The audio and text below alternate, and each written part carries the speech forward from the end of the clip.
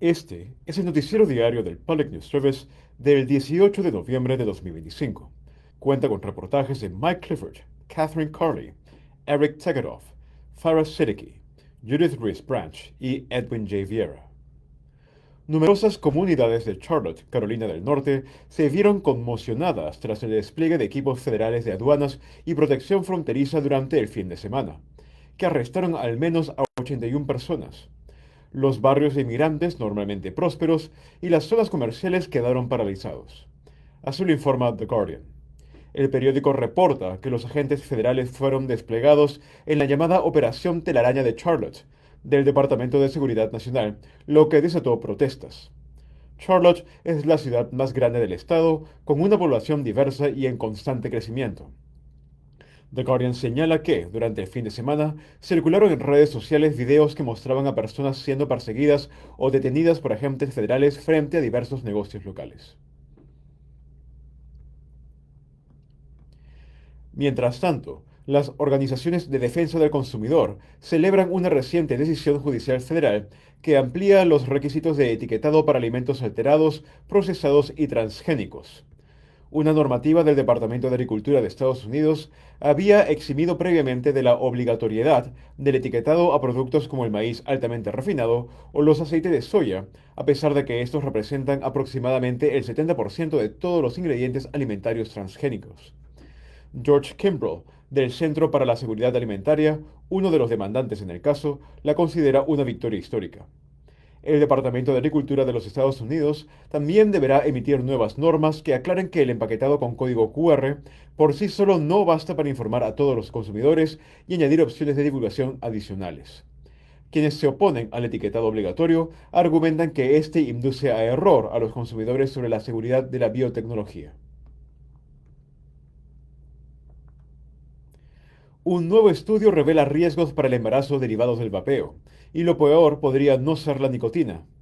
La investigación, realizada por la Universidad de Duke, analizó el impacto de los cigarrillos electrónicos en el desarrollo embrionario y el crecimiento fetal de ratones. La doctora Margot Marbury, de la Facultad de Medicina de la Universidad de Duke, dirigió el estudio. Según ella, la nicotina de los cigarrillos electrónicos provocó un menor peso fetal en los ratones. Sin embargo, los aditivos presentes en los vapes, como los espesantes o los saborizantes, también tuvieron un impacto. Cito: de hecho, se observó un aumento en la tasa de abortos espontáneos, es decir, pérdidas fetales o ocurridas en las primeras etapas del embarazo. Esto implica que, incluso en ausencia de nicotina, el simple hecho de aromatizar el producto puede resultar tóxico para el embarazo y para el bebé. Fin de la cita. Marbury afirma que las mujeres embarazadas deben evitar tanto los cigarrillos tradicionales como los electrónicos debido a su impacto en el desarrollo del feto y, de ser necesario, recurrir a terapias de reemplazo de nicotina.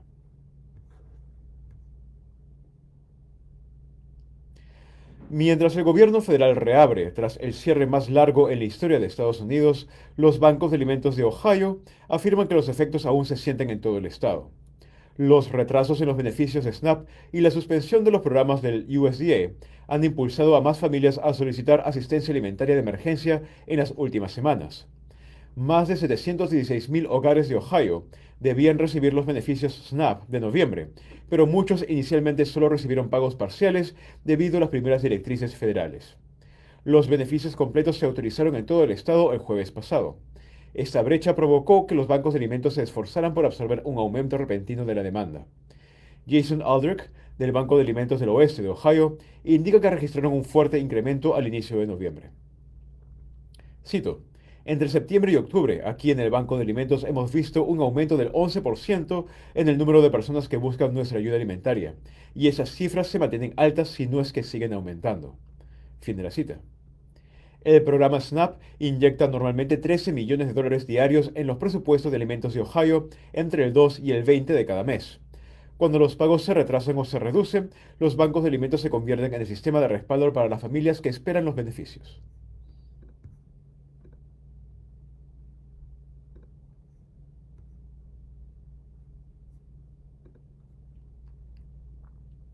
En Illinois, defensores de la salud mental afirman que el impacto de las políticas federales agrava aún más las crecientes crisis de salud mental infantil. Advierten que los continuos recortes de recursos dificultarán que las escuelas y organizaciones puedan satisfacer la demanda de apoyo en salud mental. En Chicago, la organización sin fines de lucro Juvenile Protective Association atiende a cientos de estudiantes, principalmente desde preescolar hasta octavo grado, con programas escolares individuales. Alrededor del 70% cuenta con cobertura de Medicaid. Karen G. Foley, de la asociación, señala que los directores y educadores que ya lidiaban con recursos limitados ahora enfrentan desafíos adicionales a medida que los problemas de salud mental infantil continúan empeorando. Cito, luego a eso se le suman la falta de comida, la furia por ICE, el ciclo de noticias y las redes sociales. Y les doy a los chicos un enorme mérito por el simple hecho de presentarse e intentarlo. Fin de la cita.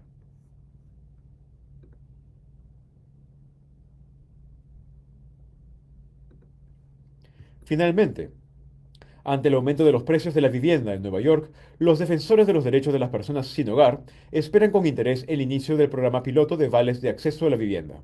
Con un presupuesto de 50 millones de dólares, este programa de 4 años ofrece asistencia para el alquiler a personas sin hogar o en riesgo de quedarse sin hogar. Un proyecto de ley en la legislatura estatal habría convertido este programa en permanente, pero la gobernadora Kathy Hochul se opuso, argumentando que era demasiado costoso. Juan Díaz, del Fondo de Defensa de los Niños de Nueva York, afirma que este programa es un buen primer paso, pero debe ser más inclusivo. Cito, a menudo, para algunos vales se requiere un nivel de pobreza del 200% o incluso con el HABP un 50% del AMI. Es positivo, pero sabemos que con frecuencia hay hogares que quedan excluidos de los vales debido a sus ingresos. Fin de la cita. Esto ocurre en un contexto donde los recortes del Departamento de Vivienda y Desarrollo Urbano, HUD, dejarán a más personas con dificultades para pagar el alquiler. El Congreso está elaborando un presupuesto para el HUD que incluye recortes multimillonarios a los programas de asistencia para el alquiler. Además, la propuesta de presupuesto de la Casa Blanca para 2026 contempla un recorte del 46% a los fondos federales de asistencia para el alquiler en Nueva York. Puede obtener más información en publicnewsservice.org.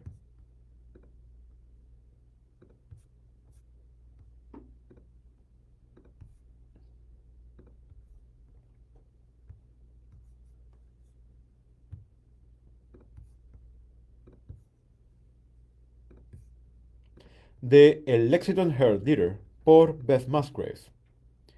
Lexington está a punto de aprobar una alianza público-privada de 86,6 millones de dólares para construir un nuevo centro de gobierno municipal en el antiguo edificio de BB&T Truist, ubicado en los números 200 y 260 de West Vine Street. Se espera que el Consejo de Condado Urbano realice una votación inicial, mientras la ciudad se prepara para pagar el Fondo de Oportunidades de Lexington 30 millones de dólares por adelantado y 3,5 millones de dólares anuales durante 35 años, tras lo cual la ciudad será propietaria del inmueble. La renovación de la estructura de 9.662 metros cuadrados, más una ampliación prevista de 929 metros cuadrados, con un nuevo vestíbulo y salas de reuniones más grandes, podría estar terminada para 2028. Las salas del consejo actuales son demasiado pequeñas, lo que a menudo obliga a los asistentes a utilizar espacios adicionales. El acuerdo incluye 23,6 millones de dólares para la compra del inmueble, según una tasación independiente. El terreno de 0,72 hectáreas también cuenta con un aparcamiento de 286 plazas. La ciudad ya tiene reservados los 30 millones de dólares iniciales en un fondo de reserva de capital. Lexington lleva décadas intentando reemplazar su antiguo centro gubernamental, ubicado en el antiguo Hotel Lafayette, que acumula más de 55 millones de dólares en mantenimiento diferido. Los intentos de reubicación anteriores fracasaron, incluyendo un acuerdo casi cerrado en 2018 para el antiguo edificio del Lexington Herald Leader. El Opportunity Fund, gestionado por las empresas Webb y Greer, fue seleccionado en 2024 tras un proceso competitivo.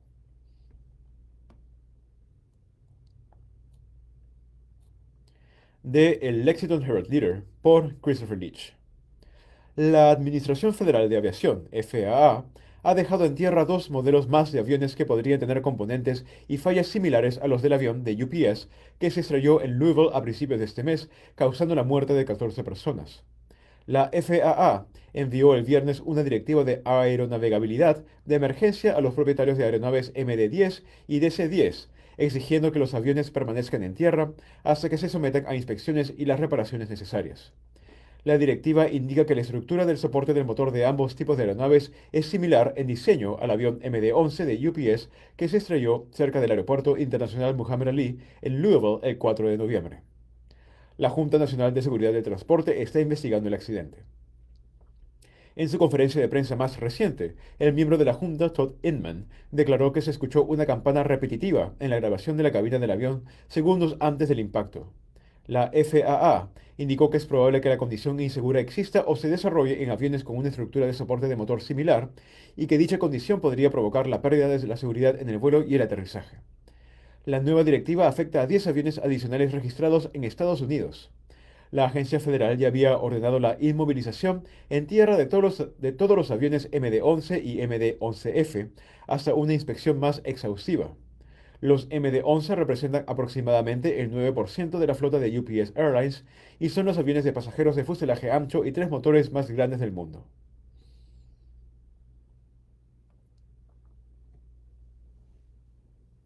De El Lexington Herald Leader por Taylor Six. Un pastor de Bourbonville se declaró culpable de ocultar fondos de ayuda por COVID-19 en la cuenta bancaria de su iglesia durante el proceso de bancarrota. Ray Dean Jr., pastor de la iglesia Templo de Dios en Barbourville, se declaró culpable de un cargo de declaración falsa, es decir, no reportó una cuenta ni dinero en su poder durante el proceso de bancarrota el 14 de noviembre. Dean renunció a su derecho a una acusación formal. En abril de 2021, Dean solicitó un préstamo por desastre económico de $200,000 a través de la Administración de Pequeñas Empresas, SBA. Tras recibir el préstamo, Dean depositó el dinero en la cuenta bancaria de su iglesia y luego utilizó $92,000 para comprar una casa móvil, según el acuerdo de culpabilidad. El 20 de junio de 2024, Dean se declaró en bancarrota y afirmó que su única deuda era el préstamo federal de $200,000. Al declararse en bancarrota bajo el capítulo 7, una persona debe revelar todas sus cuentas corrientes, de ahorro u otras cuentas financieras. Según documentos judiciales, Dean solo declaró dos cuentas con un saldo combinado de $105, lo que los fiscales federales calificaron como una declaración falsa sustancial. Dean aún tenía $100,000 en la cuenta bancaria de la iglesia que no declaró durante el proceso. Dean enfrenta una pena máxima de 5 años de prisión y una multa de hasta $250,000. Su audiencia de sentencia está programada para el 6 de marzo de 2026. De El Lexington Herald Leader por Christopher Leach. Las rampas de entrada y salida de New Circle Road en Leestown Road reabrieron parcialmente el domingo tras permanecer cerradas durante aproximadamente una semana, según el Departamento de Transporte de Kentucky, KYTC. Las rampas se reabrieron solo para giros a la derecha alrededor de las 5 p.m. del 16 de noviembre, 10 días antes de lo previsto. Los conductores solo pueden girar a la derecha para entrar y salir de Leestown Road, mientras las cuadrillas desvían el tráfico del carril izquierdo al derecho, informó el KYTC. Originalmente se suponía que los giros a la izquierda para entrar y salir de Eastern Road estarían restringidos hasta el viernes 5 de diciembre. El KYTC indicó que se anunciarán actualizaciones sobre cuándo se permitirán los giros a la izquierda conforme avance el proyecto. Los trabajadores están convirtiendo el intercambio Leestown New Circle Road en un diamante de doble cruce, con dos intersecciones semaforizadas donde el tráfico cruza al lado izquierdo de la calzada y luego regresa al lado derecho al salir. Según el Departamento de Transporte, este tipo de intercambiadores ofrecen menos demoras, mayor seguridad y una menor probabilidad de accidentes. Se prevé que la construcción finalice en el verano de 2027. El Departamento de Transporte de Kentucky, KYTC, espera restablecer el tráfico en Leestown Road a 2 carriles por sentido para finales de año.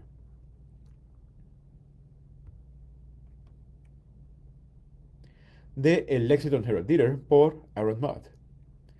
La comunidad inmigrante de Kentucky, aunque representa menos del 5% de la población del estado, desempeña un papel fundamental en sectores económicos clave, según la representante estatal Nima Kulkarni, abogada de inmigración y fundadora de la iniciativa Nuevos Estadounidenses.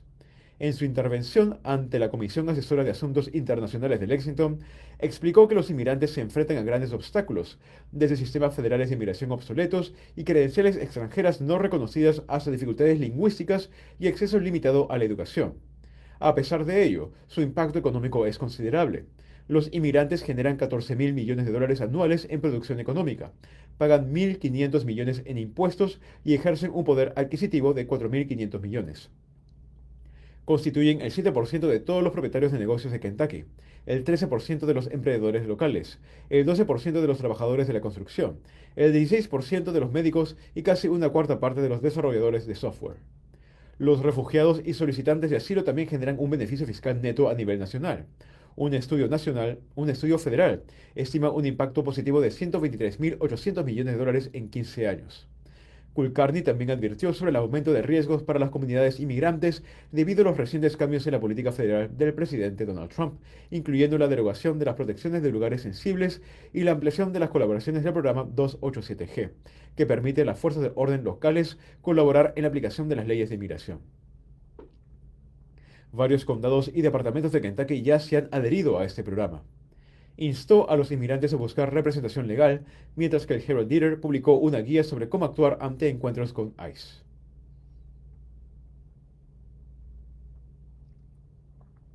WKU por Curtis Tate. Un minero falleció el 6 de noviembre en la mina Mountain View, en el condado de Tucker, Virginia Occidental, según la Administración de Seguridad y Salud Minera, MSHA. La mina es propiedad de Alliance Resource Partners, compañía cuyos dueños son Kelly y Joe Kraft, importantes donantes políticos en Kentucky. Kelly Kraft fue embajadora ante las Naciones Unidas durante el primer mandato de Trump y se postuló sin éxito en las primarias republicanas para gobernador. A principios de este mes, el gobernador de Virginia Occidental, Patrick Morrisey, identificó al minero fallecido como Joey Mitchell Jr., de 25 años. La MSHA no actualizó sus informes de muertes en minas durante semanas debido al cierre del gobierno. Se espera que la agencia publique más información sobre el fallecimiento de Mitchell en los próximos días. 5 de las 7 muertes en minas de carbón registradas por la MSHA este año ocurrieron en Virginia Occidental. Las otras 2 se registraron en Pensilvania y Ohio. Según el sitio web de la compañía, la mina Mountain View produjo 1,1 millones de toneladas de carbón en 2023. Un representante de la compañía no respondió de inmediato a la solicitud de comentarios.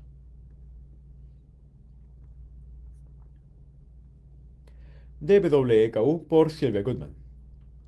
El senador republicano de Kentucky, Steve Rawlings, propone un proyecto de ley que penalizaría el uso de recursos del sector público para la promoción política en iniciativas electorales. Según la propuesta, cualquier persona que utilice fondos públicos para hacer campaña a favor o en contra de una consulta electoral podría enfrentar un delito grave de clase D, punible con entre 1 y 5 años de prisión y la inhabilitación para trabajar en el sector público durante 10 años. Si bien la ley vigente ya prohíbe el uso de fondos públicos para influir en las elecciones, Rawlings argumenta que no existe una aplicación efectiva, lo que significa que las infracciones quedan impunes. El nuevo proyecto de ley busca ampliar la definición de recursos para incluir no solo dinero, sino también sitios web, cuentas en redes sociales, computadoras, material de oficina e incluso empleados o voluntarios durante su jornada laboral. Rawlings afirma que el objetivo es proteger la integridad de las elecciones al hacer que las normas sean exigibles. El representante T.J. Roberts, copatrocinador del proyecto de ley, lo plantea como una cuestión de justicia. El dinero de los contribuyentes no debe usarse para obligar a las personas a defender una postura en particular. Los críticos, especialmente los demócratas, temen que las definiciones sean demasiado amplias. El representante Matthew Lehman cuestionó si el proyecto de ley suprimiría incluso el debate público imparcial sobre las propuestas electorales. Esta iniciativa surge como respuesta a la controversia generada por la campaña de la Enmienda 2 del año pasado, que habría modificado la Constitución estatal para permitir que fondos públicos se destinaran a escuelas privadas. Algunos distritos escolares se opusieron públicamente a la Enmienda 2. Por ejemplo, las escuelas del condado de Pulaski publicaron un mensaje de no a la Enmienda 2 en su sitio web y página de Facebook. El proyecto de ley propuesto también permitiría demandas civiles contra quienes infrinjan la ley. Puede encontrar más información en kentucky.com y wku.org. Y las noticias en Radio Lex son posibles en parte gracias a la generosidad de nuestros impulsores de señal: Derek Feldman, Lauren Gothrop, Rachel Hampson, Mercedes Harn, Paul Hogue, Gemma Kaluski, Nicole Liddy, Fred Morland, Aaron Mudd, Dominic Albert, Harry Richard, Mark Royce, Catherine Smith, Shannon Stewart Smith, Melissa Tips, Carrie Turk, Catherine Urch y Dominic Wright. Gracias por su apoyo para con la voz de la gente. Y si usted desea formar parte de esta lista, considere hacer una donación recurrente de solo $10 al mes en radiolex.us/donate. El link lo pueden encontrar en los comentarios de este post o en la descripción en nuestro video de YouTube. Las noticias se repiten hoy día a las 12:30 de la tarde, a las 5:30 de la tarde y a lo largo del día en WLXL 95.7 FM en Lexington, Kentucky, en nuestra página web radiolex.us o en nuestra aplicación móvil. Yo soy Diego Espinosa, muchas gracias por escuchar y nos vemos mañana a las 11 de la mañana.